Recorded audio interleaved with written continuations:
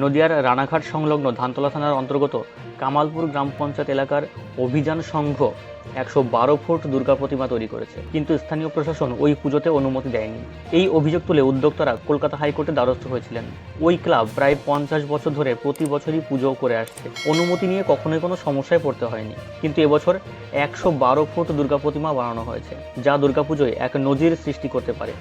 Social মিডিয়াতে viral হওয়া এই পুজো নিয়ে রীতিমতো উত্তেজনার সৃষ্টি হয়েছে বঙ্গবাসীর মনে। তাই এখানে প্রচুর মানুষের ভিড় করার সম্ভাবনা রয়েছে। এই কারণেই ধানতলা থানা সাধারণ মানুষের নিরাপত্তা নিয়ে উদ্বেগ প্রকাশ করেছে। এমনকি ভিড়ের কারণে পদপিষ্ট হওয়ার সম্ভাবনাও রয়েছে বলে প্রশাসন মনে করছে। গত বুধবার কলকাতা হাইকোর্ট নদিয়া জেলাশাসককে এ বিষয়ে সিদ্ধান্ত নিতে বলেছিল।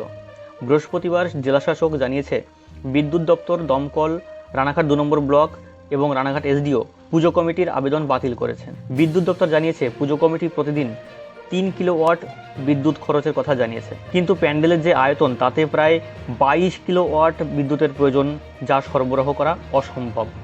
এছাড়াও বিদ্যুৎ তারের সংযোগ বিচ্ছিন্ন হতে পারে বলে মনে করা হচ্ছে।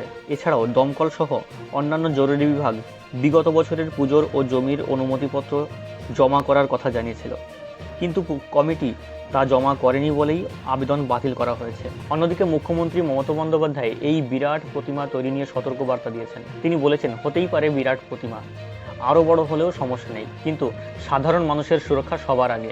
112 ফুট কেউ প্রতিমা করবে, তাতে স্ট্যাম্পেড হয়ে গেলে দায়িত্বটা কে নেবে? কিন্তু দেখতে তো হবে যে মানুষ দেখতে গিয়ে যদি স্ট্যাম্পেডে মরে যায় পুজোর সময়, দায়বদ্ধতা তো যে ক্লাব করছে তার উপর থাকে। দায়িত্বশীল হয়ে সবাই করুন, আমার কোনো আপত্তি নেই।